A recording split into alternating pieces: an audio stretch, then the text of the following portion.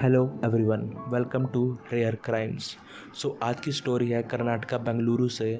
और ये स्टोरी है एक 80 साल की ओल्ड लेडी की जिनका नाम था कमल अम्मा।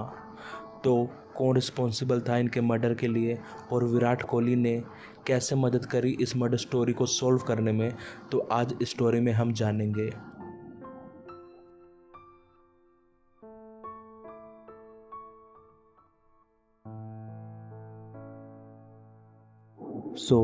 ये स्टोरी है कर्नाटका बेंगलुरु से।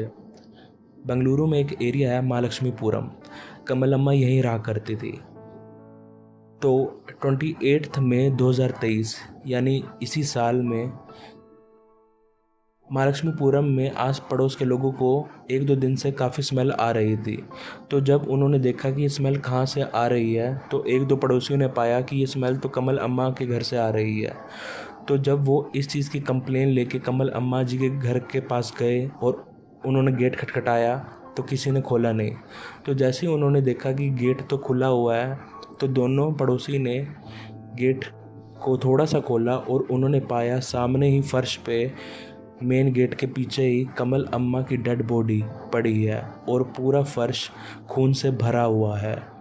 और वो देखते ही उन पड़ोसी ने पुलिस को कॉल करा और वो क्राइम सीन से भाग चले आए, क्योंकि क्राइम सीन इतना ग्रूसम था और इतना हॉरिफाइंग था, उन दो पड़ोसियों से ये सब देखा नहीं गया। तो जैसे ही पुलिस आई और पुलिस ने क्राइम सीन को देखा, तो पुलिस ने भी देखा कि मर्डर कमल अम्मा का काफ़ी बुरे तरीके से किया गया है। कमल अम्मा को काफ़ी बुरे तरीके से चाकू से 2-3 बार वार किए गए हैं और उनके हाथ पैर को टेप और रस्सी से भी बांधा होता है।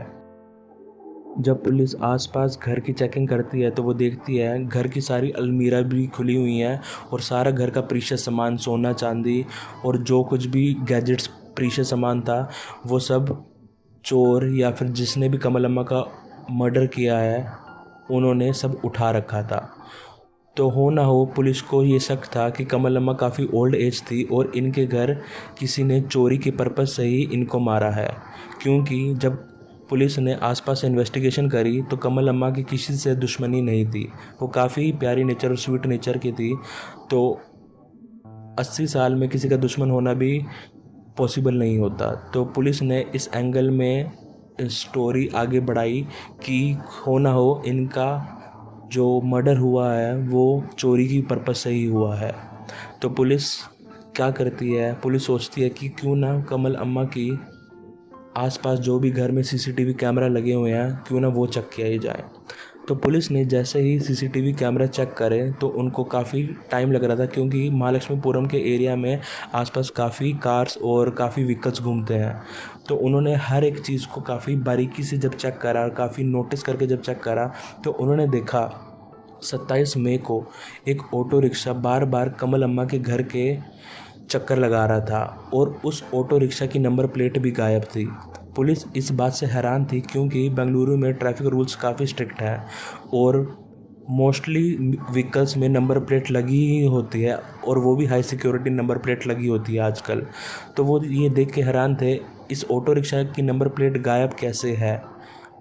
तो क्यों ना हो शक सारा उसी ऑटो रिक्शा पे जा रहा था। तो पुलिस ने जब जूम इन करा, तो वो देखना चाह रही थी कि ये ऑटो रिक्शा में कौन बैठे हैं, बट सीसीटीवी की क्लैरिटी इतनी अच्छी नहीं थी, तो वो अच्छे से देख नहीं पाए कि ऑटो रिक्शा के अंदर कौन बैठा है। तो बट पुलिस ने जब और आसपास ऑटो रिक्शा के देखा, तो उन्होंने देखा कि उस ऑटो के पीछे विराट कोहली की फ़ोटो और नीचे किंग कोहली नाम का स्टिकर लगा हुआ है। क्योंकि विराट कोहली रॉयल चैलेंजर बेंगलुरु की तरफ आईपीएल की टीम की तरफ से खेलते हैं और ये बेंगलुरु में ही मर्डर केस हुआ है, तो पुलिस को लगा कि ये पक्का विराट कोहली का ही फ़ैन होगा। तो पुलिस ने इसी तरफ आगे जांच को बढ़ाया। तो पुलिस जब आसपास की लोकेलिटी से पूछती है और आसपास ऑटो ड्राइवर और जितने भी रिक्शा वाले थे उनसे पूछती है कि किसका ऐसा ऑटो रिक्शा है जिसके पीछे किंग कोहली और विराट कोहली का फ़ोटो बनी हुई है, तो सभी एक ही ऑटो ड्राइवर का नाम लेते हैं जिसका नाम था अंजना मूर्ति। और पुलिस कैसे न कैसे अंजना मूर्ति के घर पहुंचती है और उससे इन्वेस्टिगेशन शुरू करती है। अंजना मूर्ति ने अपनी इन्वेस्टिगेशन में पुलिस को ये बताया कि कमल अम्मा को मारने का प्लान, मेन आइडिया उसका नहीं था, बल्कि एक अशोक करके प्लम्बर है उसका आइडिया था, जो कि महालक्ष्मीपुरम एरिया के पास में ही रहता था और वो प्लम्बिंग का काम करता था। तो पुलिस अंजना मूर्ति के कहने पे अशोक के घर जाती है और उसको पुलिस स्टेशन ले आती है इन्वेस्टिगेशन के लिए।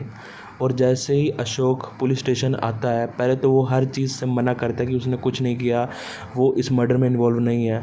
और पुलिस ने जैसे ही उसके साथ स्ट्रिक्टनेस बरती और अपने हिसाब से उसे पूछताछ करी, तो अशोक ने सब सच बता दिया।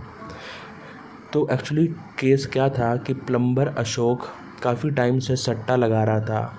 उसने लास्ट आईपीएल और क्रिकेट में वो सट्टा लगाता था और वो काफ़ी ज़्यादा कर्ज और डेप्ट में था और उसे काफ़ी लोगों को लाखों रुपए देने थे और उसे अब समझ नहीं आ रहा था कि वो प्लम्बर के काम से इतने कर्ज कैसे देगा, क्योंकि अगर वो ये सब ना देता तो उसके कर्जदार लोग उसे जान के पीछे पड़े हुए थे। तो उसे कुछ करके पैसे कमाने की काफ़ी लालच था।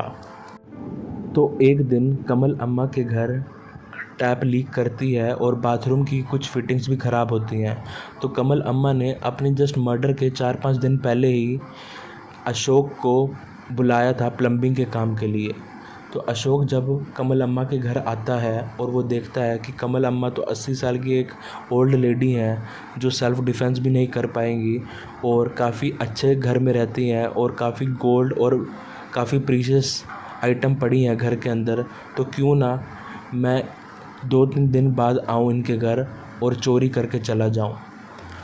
तो उसने ये प्लान अपने एक दोस्त जिसका नाम था सिद्धा राजू, उसको भी बताया। अशोक सिद्धा राजू को एक बार में ले जाता है और वहाँ पर उसे खूब दारू पिलाता है, काफ़ी शराब पीते हैं वो दोनों।